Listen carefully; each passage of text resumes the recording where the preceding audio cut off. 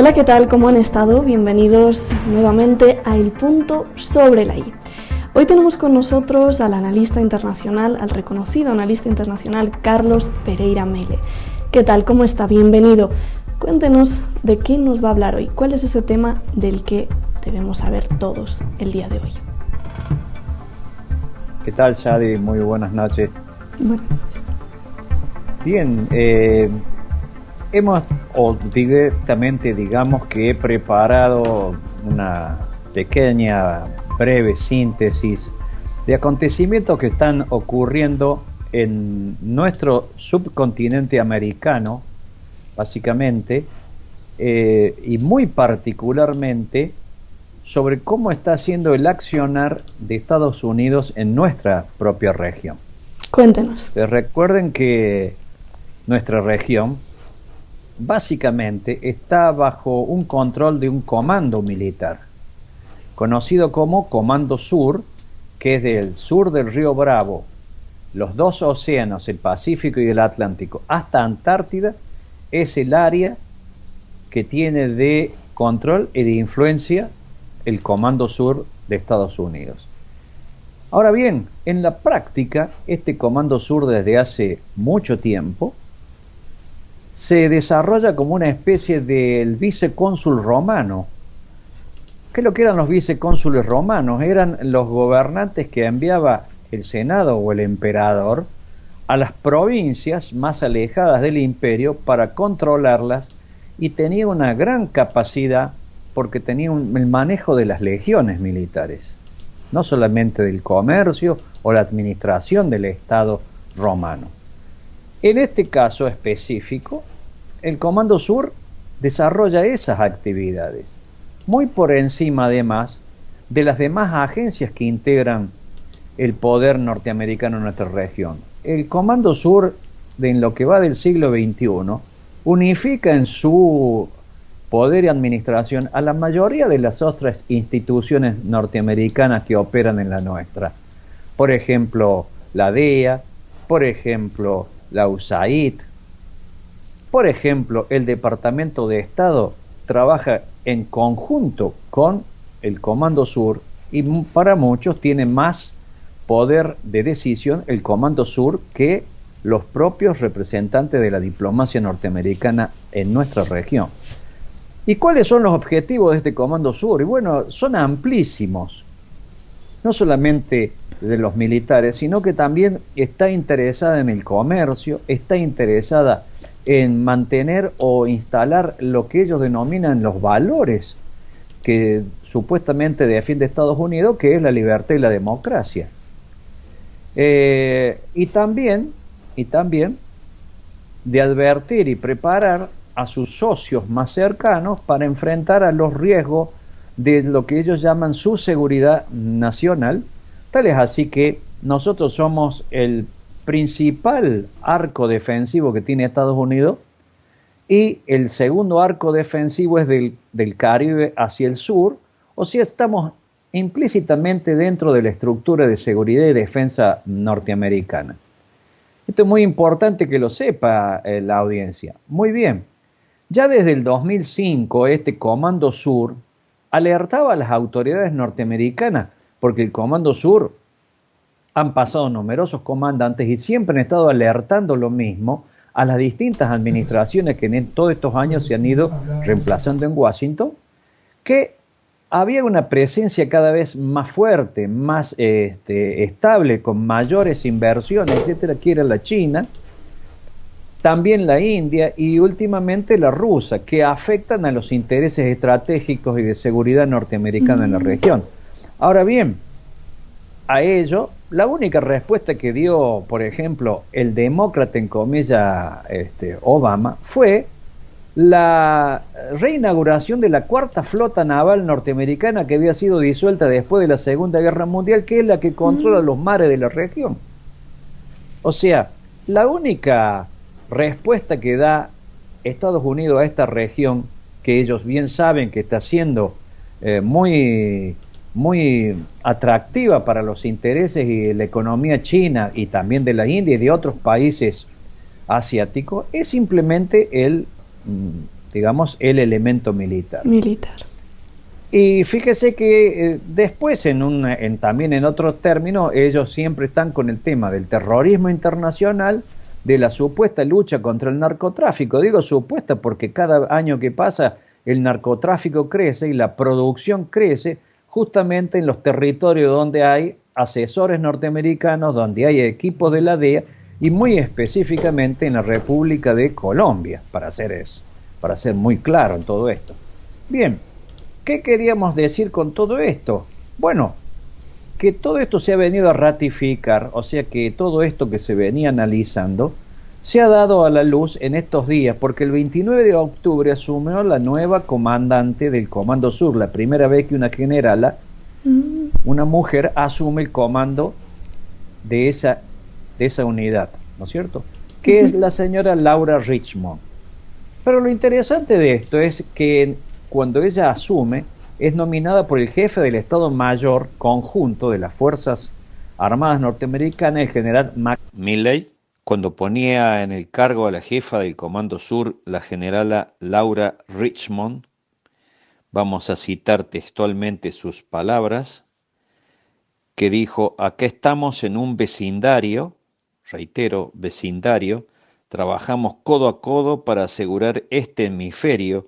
Quien se oponga a nuestra seguridad y a nuestra prosperidad o a la de nuestros aliados tiene que enfrentarse al Comando Sur. Esta es una versión nueva, siglo XXI, de la doctrina Monroe de América para los americanos. Evidentemente, eso es lo que quiso directamente decir el general Mark Milley.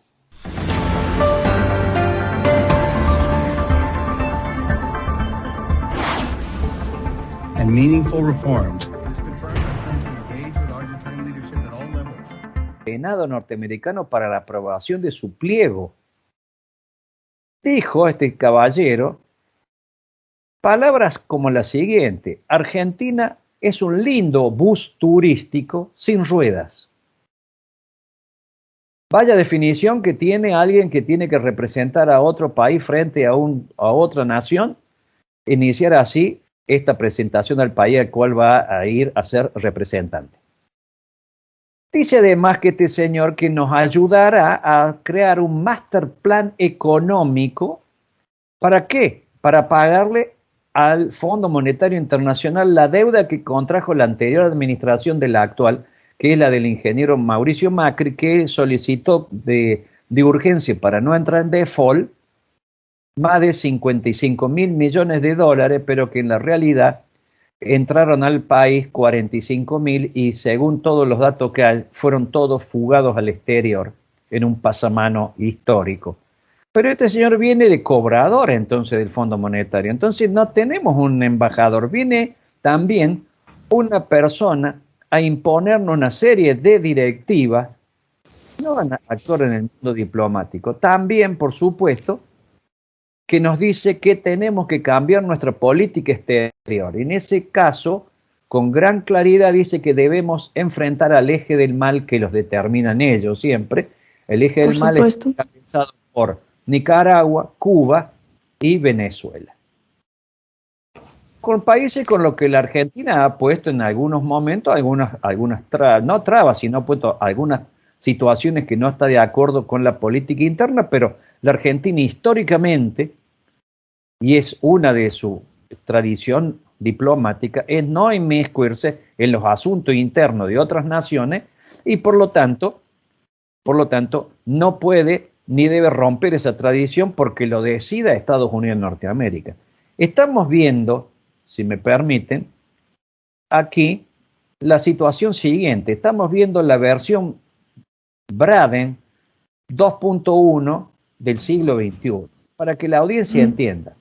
En el siglo pasado, en 1945, Estados Unidos nos envió un embajador, Sprillen Braden, a la Argentina, que unificó a todos los partidos políticos de derecha a la izquierda, de los conservadores al comunismo, a los socialistas, etcétera, a todo el sistema bancario, a todo el sistema de la oligarquía que manejaba la economía argentina y a los medios de comunicación en esa época importante, que eran los diarios. ¿Contra quién? Contra la candidatura en su momento de un liderazgo que surgía en ese momento histórico, trascendental de la Argentina, que era el general Juan Perón. Ujú. Esa actitud fue famosa por la injerencia que tuvo en la política interna, financió los partidos políticos, le dio prensa internacional. ¿Para qué? Para atacar a la posibilidad de la candidatura de Juan Perón. Juan Perón, con gran habilidad, en su campaña política no dijo que él competía electoralmente contra la fórmula que había creado la oposición, sino que la fórmula era Braden o Perón. O usted elegía Estados Unidos o elegía a un argentino para conducir los destinos. Fue un momento histórico que la Argentina decidió que la Argentina fuera gobernada por un argentino y se logró, a pesar de tener todo en contra, que la voluntad popular le diera el voto absoluto, y a partir de ese momento hubo un cambio histórico. Bueno, todo esto a su vez, hace poquito tiempo atrás estuvo el secretario de Seguridad, Jack Sullivan, también visitándonos, y que también nos dijo de que el 5G no tiene que ser de Huawei, el 5G lo tenemos que buscar en otros proveedores occidentales. También nos vino a hablar del posicionamiento externo.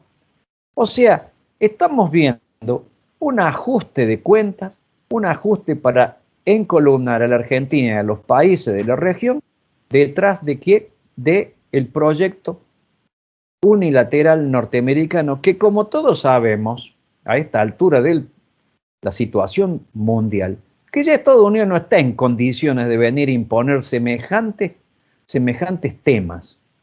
Estados Unidos debe colaborar con los países de la región, pero no imponerle condiciones, porque además tampoco nos viene a dar ninguna solución a nuestros tradicionales problemas, que en muchos casos es responsabilidad norteamericana. Vuelvo a reiterar, como por ejemplo por la decisión política, no administrativa del Fondo Monetario que dio Trump al Fondo Monetario Internacional. A la anterior administración se le entregó esa gigantesca cifra de dinero, que es la cifra de dinero más grande que ha dado el Fondo Monetario en toda su historia. Sin embargo, y se pasó por encima todos los reglamentos y todas las leyes internas del fondo. Y hoy estamos justamente pagando las consecuencias de ese desastre. Y con todo esto que nos cuenta, que parece ser la continuación de lo que lleva pasando hace muchos años, ¿cómo ve el futuro próximo y quizá más lejano, pues, de la región frente a esta injerencia clara de Estados Unidos? Bueno, el tema es que la región, como usted bien dice, ha variado de sociedad. Ese es el hecho irreversible.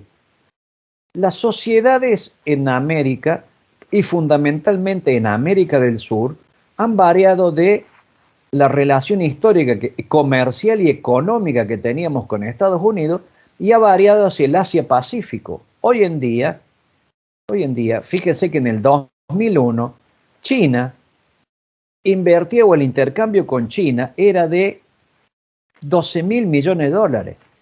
En el 2019, antes de que estallara la pandemia, era de 300.000 millones de dólares. Esa gigantesca se multiplicó por 21 o 23 la cifra del intercambio.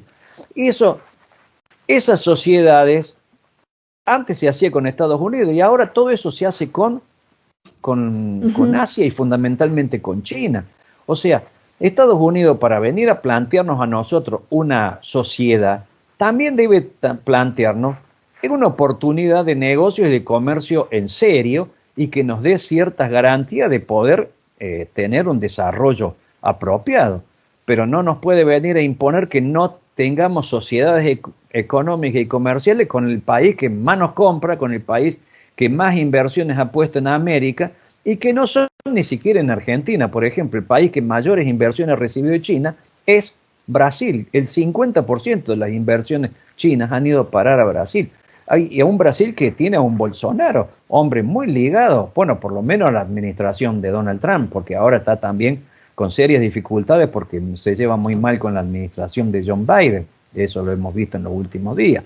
Pero en el fondo entendamos que esta situación es cambiante porque las relaciones mundiales han cambiado y porque las situaciones mundiales son otras y porque los socios son otros. Entonces deben Estados Unidos entendernos y deben ellos comprender que con el sistema únicamente de manu militari no se puede más gobernar nuestras regiones. Por supuesto que la van a seguir realizando, por supuesto que irán a desarrollarse quizás, y esperemos que no, guerras híbridas para desestabilizar a quienes no estén de acuerdo con estas teorías de la doctrina Monroe siglo XXI. Pero infelizmente los tiempos han cambiado para ellos y nosotros tenemos que empezar a vislumbrar un nuevo posicionamiento. Nos va a costar. ¿Y los gobiernos regionales? Los gobiernos regionales que no se pueden poner firmes frente a Estados Unidos. Mire, los gobiernos regionales, fíjese que cómo es la temática, fíjese que los gobiernos más pro-norteamericanos, como era el caso de Piñera, como era el caso en su momento del gobierno antes que subiera Castillo en Perú, ¿no es cierto? Eran los, después de Brasil, eran los que tenían mayor cantidad y tienen mayor cantidad de inversiones chinas. O sea, los gobiernos que acá se denominan progresistas, socialdemócratas, han tenido menos inversión china. Le hace Bolivia, le hace la Argentina, le hace Venezuela. Entonces estamos viendo que las realidades no se pueden analizar desde el punto de la ideología, porque la ideología ha cambiado totalmente y estamos viviendo y nos movemos en un sistema capitalista. Entonces las naciones deben comprender y Estados Unidos debe entendernos que tiene que jugar con las nuevas reglas de juego que se vienen, porque hasta los gobiernos más conservadores, más pro-norteamericanos saben perfectamente que no pueden romper lazos ni los tratados de libre comercio que han firmado oportunamente con China, básicamente. Muy bien. Es el mundo nuevo que se está viniendo. Pues ya nos vamos, solamente creo entender que lo ve con optimismo el futuro, ¿es así? Yo lo veo ¿Cierto? con optimismo, pero no sin dificultad. Es el tema. No, sin dificultad. Porque los sectores de poder interno en Estados Unidos quieren aplicar la vuelta de tuerca a América. Eso es evidente. Pues le agradecemos muchísimo por todos estos datos y este excelente recopilatorio de los recientes hechos que están pasando por América Latina. Muchísimas gracias, le agradecemos mucho. Y gracias a usted también por seguirnos aquí en El Punto sobre la I. Hasta la próxima.